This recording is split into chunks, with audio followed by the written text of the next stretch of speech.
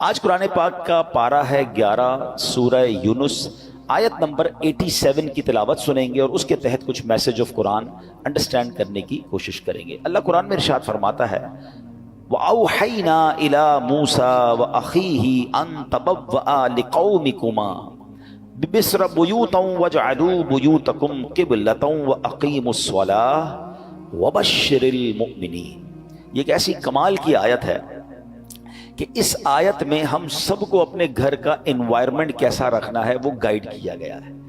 آج گھر کی ڈیزائننگ کیسی ہو، گھر کی کلر اسکیم کیسی ہو، گھر کا فرنیچر کیسا ہو، ایمبیانس کیسا ہو، ایلیویشن کیسا ہو، اس پر بہت ڈسکس ہوتی ہے۔ گھر کے اندر ماحول کیسا ہو، گھر والوں کا آپس میں انٹریکشن کیسا ہو، ہماری شریعت، ہمارا قرآن ہم سے کیا چاہتا ہے۔ Actually this is today's topic, ٹھیک ہے۔ اب ذرا پہلے اس کا ترجمہ سن لیجئے۔ اللہ قرآن مجید میں ارشاد فرماتا ہے، آسان ترجمہ قرآن کنز العرفان، اور ہم نے موسیٰ اور اس کے بھائی کو وحی بھیجی کہ مصر میں اپنی قوم کے لیے مکانات بناؤ اور اپنے گھروں کو نماز کی جگہ بناؤ اور نماز قائم رکھو اور مسلمانوں کو خوشخبری سناؤ۔ سبحان اللہ۔ تو پتہ چلا کہ یہ قرآن نے جو حضرت موسیٰ علیہ السلام کو اللہ کا کریم نے جو یوں سمجھیے آرڈر دیا یا اس کی گائیڈ لائن دی، وہ کیا ہے انشاءاللہ اس کو ہم سمجھتے ہیں۔ پہلے ایک بات سمجھ لیجئے کہ اللہ کریم کی ہمارے پاس ہم پر کروڑوں نعمتیں ہیں، ایک اہم ترین نعمت ہمارا گھر بھی ہے۔ گھر چاہے جھوپڑی کی صورت میں ہو، محل ہو یا چھوٹا ہو، بڑا ہو، عالی شان گھر ہو، گھر آخر گھر ہی ہوتا ہے۔ حضرت انس بن مالک رضی اللہ تعالیٰ فرماتے ہیں نبی پاک جب بستر پر تشریف لاتے تو کتنی خوبصورت دعا ہے وہ فرماتے، یہ دعا بھی ہے اور ہم سب کے لیے میسج بھی ہے۔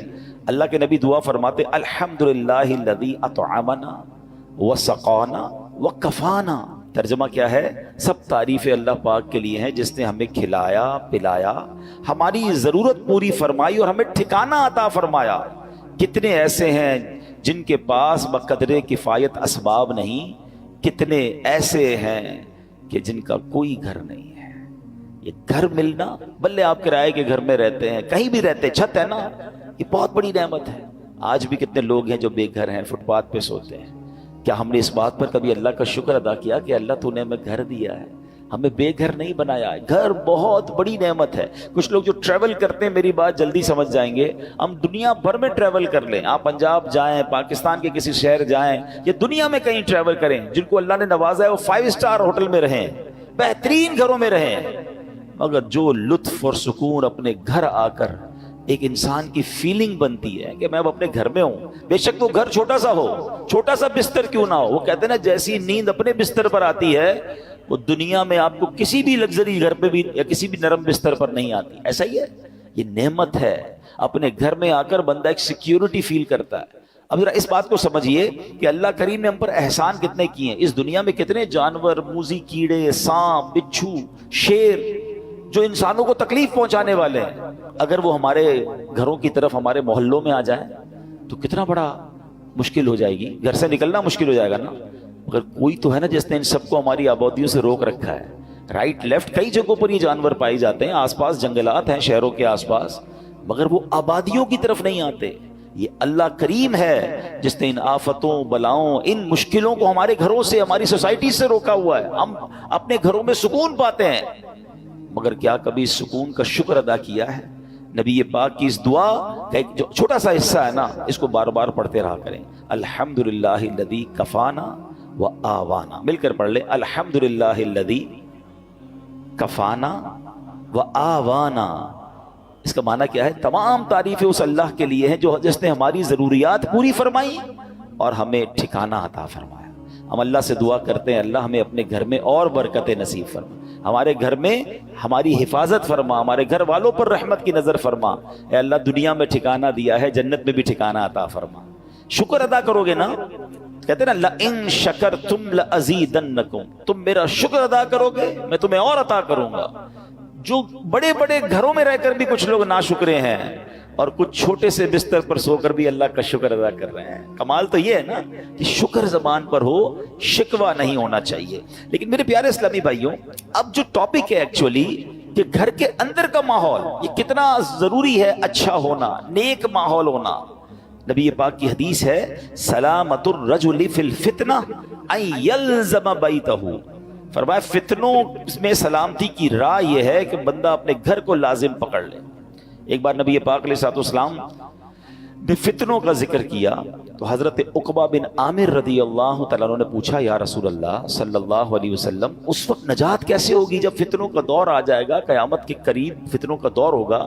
تو نبی پاک نے ایک فارمولہ دیا، آقا نے فرمایا املک علیک لسانک، جب فتنے پھیل جائیں تو 3 کام کرنا، ٹھیک ہے؟ اپنی زبان کو اپنے قابو میں رکھو، ولیسعک بیتک، تمہارا گھر تمہیں کافی ہو، زیادہ باہر نہ نکلو، گھر کے اندر وقت گزارو۔ پھر فرمایا وابکی علی خطیئتک، اپنی خطاؤں پر آنسو بہاتے رہو۔ فتنوں کا دور ہو تو اپنی زبان قابو میں رکھنی ہے، اپنے گناہوں پر رو رو کر معافی مانگتے رہیں اور اپنے گھر میں رہیں۔ اچھا یہ تو حدیث پاک ہے۔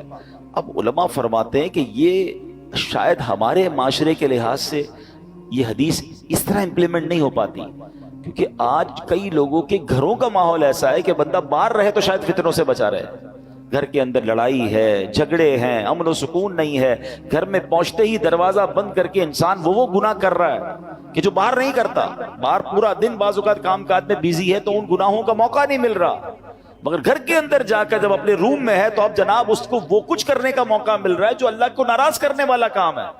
نبی پاک تو فرما رہے فتنوں کے دور میں گھر کو لازم پکڑ لو، مگر کیا گھر ایسا بنایا ہم نے کہ جو فتنوں سے محفوظ ہو؟ کئی گھر ایسے ہیں جہاں غیبتوں کا بازار ہے، کئی ایسے ہیں جہاں ماں باپ کے ساتھ بچوں کی بدتمیزیاں ہیں، کئی ایسے ہیں جہاں بھائی بہن ایک دوسرے کے خلاف بیٹھے ہیں۔ گھر کے اندر جاتے ہی جناب فیملی کے اندر ایک ایسا ماحول بنا ہوا ہے کہ وہاں ایک دوسرے کی غیبتیں ہو رہی ہیں۔ نہیں، گھر تو فتنوں سے بچنے کی جگہ تھی، گھر تو سکون کی جگہ تھی، گھر تو ایسا ہونا چاہیے کہ گھر میں جائے تو بندہ سوچے میں رحمت والی جگہ پر آ گیا ہوں۔ مگر کیا ہم نے اپنے گھر کے انوائرمنٹ کو ایسا بنایا کہ جس کو اللہ کریم نے قرآن میں ارشاد فرمایا؟ آپ کو پتہ ہے جب قیامت کا دن ہوگا تو کچھ خوش نصیب وہ ہوں گے جنہیں سیدھے ہاتھ میں نامہ اعمال دیا جائے گا، ہم اللہ سے دعا کرتے ہیں کہ ان خوش نصیبوں میں ہمیں بھی شامل فرمائے۔ مگر کچھ مجرم وہ ہوں گے جن سے رب ناراض ہوگا، اس کو اس کے الٹے ہاتھ میں پیٹھ پیچھے اس کو نامہ اعمال دیا جائے گا، اور یہ بندہ اس دن موت مانگے گا مگر اسے موت ملے گی نہیں، پھر اسے جہنم کی بھڑکتی ہوئی آگ میں ڈال دیا جائے گا۔ اس شخص کا جرم پتہ ہے کیا ہوگا؟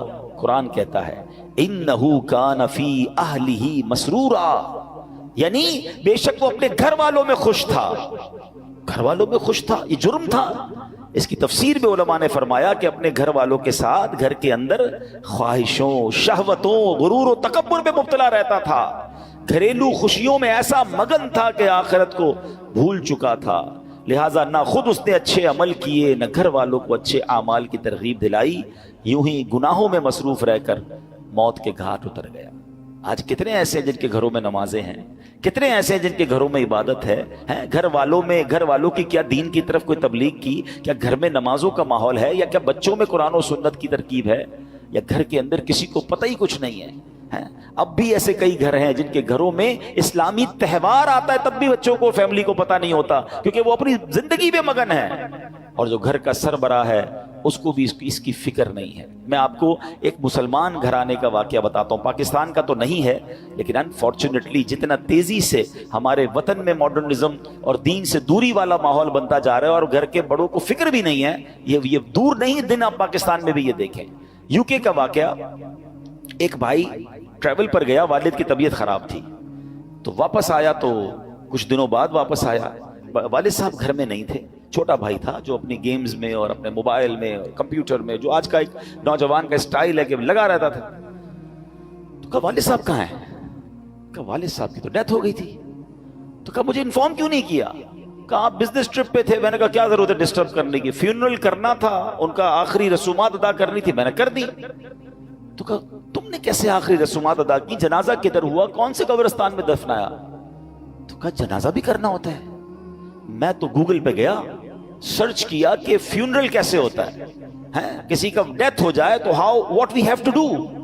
تو گوگل نے مجھے 4-5 آپشن دیے، میں نے سب سے سستا والا جو آپشن تھا ان پر کال کیا، وہ آئے اور ابو کو لے گئے، بس فنش۔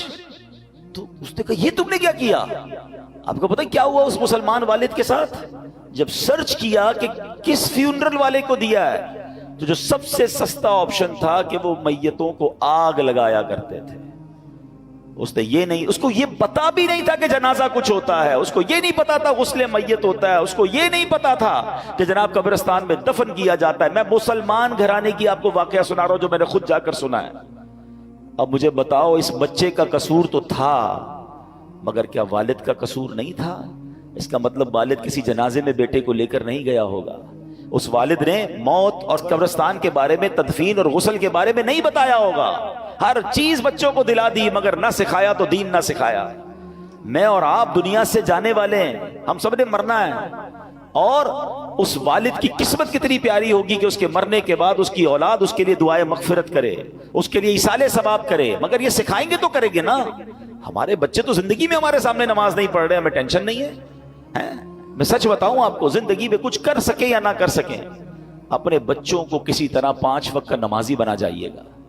پہلے تو خود بننا پڑے گا نا اس کے لیے. والد وہ بچہ دیکھتا ہے ابو رمضان میں نمازیں پڑھتے ہیں، اس کے بعد تو میرے والد بھی جمعے کی پڑھ لے تو بڑی بات ہے. تو بچے کو بھی آپ ایکچولی ہم اپنے بچوں کو پریکٹیکلی پریکٹس کرا رہے ہیں کہ بیٹا نماز تو جمعے کی پڑھنی ہوتی ہے، باقی ضروری نہیں ہے. تو آپ سوچیں ہم خود تو دین سے دور کر رہے ہیں، ہم نے گھر میں کون سا ماحول بنایا ہے. ورنہ یقین کریں خوش نصیب ہے وہ والد اگر اس کی اولاد نمازی بن جائے نا. تو آپ کہیں نہ کہیں کہ بیٹا مرنے کے بعد دعا کرنا، وہ دن میں 5 بار باوضو ہو کر قبلہ رو بیٹھ کر التحیات کے عالم میں کئی بار کیا کہے گا؟ ربنا اغفر لی ولوالدی وللمؤمنین یوم یقوم الحساب. اے ہائے، اور کیا چاہیے اس والد کو قبر میں کہ فجر ہو تو اس کا بیٹا، اس کی بیٹی، اس کے بچے دعا کر رہے ہیں اے اللہ میرے ماں باپ کو بخش دے. ظہر میں دعا کر رہے ہیں، عصر میں دعا کر رہے ہیں. مگر گھر میں نمازوں کا ماحول ہی نہیں ہے. عید کی نماز پڑھ لی تو پڑھ لی، اب تو جمعے کی نماز بھی لوگوں کی سنا ہے قضا ہونے لگ گئی. Nobody have tension. اپنے لیے بھی ٹینشن نہیں ہے، بچوں کے لیے بھی نہیں ہے. قرآن کی یہ آیت پکار کر کہہ رہی ہے کہ گھر بناؤ اور اس گھر میں نمازوں کا اہتمام کرو.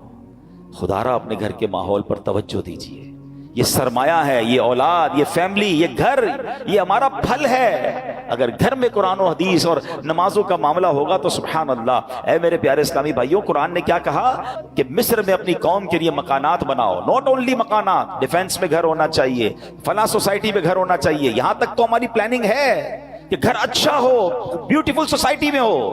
آگے قرآن کہتا ہے وَجْعَلُوا بُيُوتَكُمْ، اور اپنے گھروں کو نماز کی جگہ بناؤ اور نماز قائم رکھو.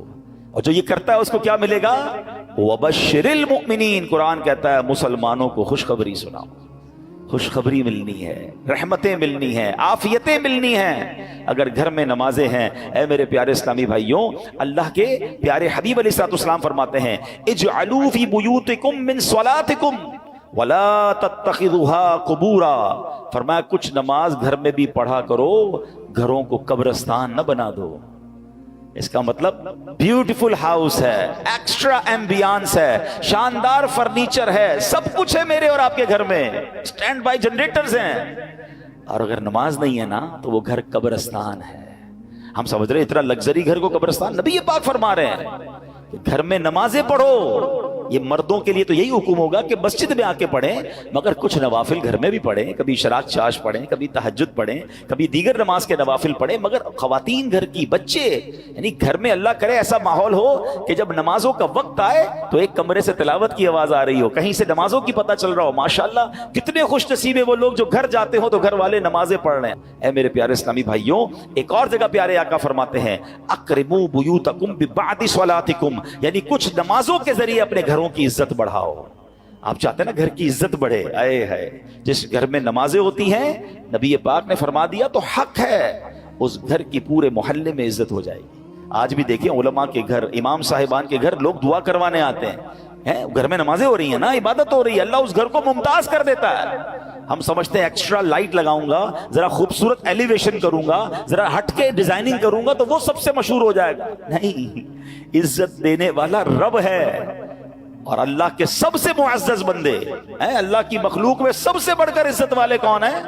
ہمارے آقا علیہ الصلوۃ والسلام. وہ فرما رہے ہیں کہ کچھ نمازوں کے ذریعے اپنے گھروں کی عزت بڑھاؤ. نماز کے بارے میں ایک اور حدیث سنو، الصلاۃ عماد الدین. نماز دین کا ستون ہے. مجھے بتائیں نا ہمارے گھر کے پلر نکال دیں تو گھر تو گر جانا ہے نا. یہ تو ایمان کا پلر ہے مگر اس کی فکر نہیں ہے. تو اے میرے پیارے اسلامی بھائیوں، ہمیں اپنے گھروں کے ماحول کو اچھا کرنا ہے. اپنے بچوں کی تربیت کی فکر کیجیے، انہیں وقت دیجیے. آج کل جو ماحول ہے، میں اشارہ کر کے گزر جاؤں گا، ہر تھوڑے دنوں بعد آپ کو سوشل میڈیا پر نیوزز مل رہی ہیں، الیکٹرانک پرنٹ میڈیا میں نیوز ملتی ہیں کہ فلاں بچے نے فلاں کام کر دیا، فلاں نے فلاں کو قتل کر دیا، فلاں نے فلاں کو جلا دیا، فلاں اسکینڈل میں پکڑا گیا، فلاں جناب منشیات میں معاملات میں آ گیا، فلاں ڈرگز کا کام کر رہا ہے، فلاں کمپیوٹر پہ بیٹھ کے کیا کچھ کر رہا ہے، اسکیمز کر رہا ہے. یہ ہمارے علاقے میں، ہمارے شہروں میں، ہمارے ملکوں میں ہو رہا ہے نا. ہم کیوں انتظار کر رہے ہیں کہ یہ آگ میرے گھر میں جب آئے گی پھر غور کروں گا؟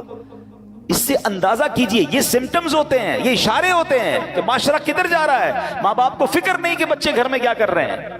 اتنی دوری مت رکھیں اپنی فیملی کے ساتھ. یاد رکھیے کوئی بڑا ڈیزاسٹر ہو اس سے پہلے آنکھیں کھولیے نا. ہماری بچی کہاں جا رہی ہے، ہمارا بیٹا کہاں جا رہا ہے، وہ کس سے مل رہا ہے، کوئی فکر نہیں ہے. وہ کہتے ہیں نا اپنے بچوں کے تم دوست بن جاؤ اس سے پہلے کہ کوئی ایسا دوست بن جائے جو اس کی آخرت اور دین اور دنیا سب برباد کر دے. بہت برا حال ہے. پلیز تھوڑا وقت دیجیے. اچھی تربیت، یہ تربیت نہیں ہے کہ آپ بھی نماز قضا کر رہے ہیں اور بچے بھی نماز قضا کر رہے ہیں. آپ بھی نمازی بنیں، ہم بھی نیک بنیں، آپ بھی ماشاءاللہ تلاوت کی طرف آئیں، بچوں کو ایسے پروگرامز میں لے کر آئیں، بیانات میں لے کر آئیں، مدنی چینل گھر پہ بیٹھ کے دکھائیں. ہم آپ کی سپورٹ چاہتے ہیں. اور یہ کیوں چاہتے ہیں؟ تاکہ مسلمانوں کے گھر جنتی گھرانے بنے نا. اب آخر میں ایک دعا سن لیجئے، آمین بھی کہیے گا، ہو سکے تو یاد کر لیں، ہو سکے تو ہر نماز کے بعد یہ دعا کریں. اللہم ربنا حب لنا من ازواجنا وذریاتنا قرۃ اعین واجعلنا للمتقین اماما. آمین. نبی پاک یہ دعا کرتے تھے. تو اپنے بچوں کے لیے، اپنی فیملی کے لیے دعا بھی کریں. لیکن یہ سب چیزیں بدلیں گی کیسے؟ جب ہم بدلیں گے، ہم اچھے ماحول میں آئیں گے. میں آپ کو آفر کرتا ہوں، دعوت اسلامی مردوں کے لیے اجتماع الگ کرتی ہے، خواتین کے لیے اجتماع الگ ہیں، بچوں کے لیے مدرسے الگ ہیں، اسکولز اسلامک الگ ہیں، انسٹیٹیوٹس الگ ہیں. ہم اگر بدلنا چاہتے ہیں اور فیملی کو بدلنا چاہتے ہیں اور اپنے بچوں کو اپنی مغفرت کا ذریعہ بنانا چاہتے ہیں، دیر از اے وے. آئیے اس ماحول سے وابستہ ہو جائیں. اللہ پاک ہم سب کے گھرانوں کو جنتی گھرانہ بنا دے. اس کو پلیز سیریس لیجئے گا. اپنے بچوں سے، اپنی فیملی سے اچھے کنیکشن کا وقت دیجئے گا اور انہیں کسی طرح دین کی طرف آہستہ آہستہ لانے کی کوشش کریں. سختی نہیں کرنی ہے، پیار محبت سے جو ایک انداز ہے اچھے انداز سے کیجئے. انشاءاللہ اللہ کرے گا وہ دن آئیں گے کہ یہ بچے، یہ فیملی، یہ ہمارا گھر ہم سب کی آنکھوں کا نور اور حقیقی گھر بن جائے گا، کہ جس کو نبی پاک نے فرمایا کہ گھروں میں نمازیں ہوں، گھروں میں عبادت ہو، گھروں میں تلاوت ہو. اللہ ہمارے گھرانوں کو ایسا گھرانہ بنا دے. آمین بجاہ النبی الامین صلی اللہ تعالی علیہ وسلم.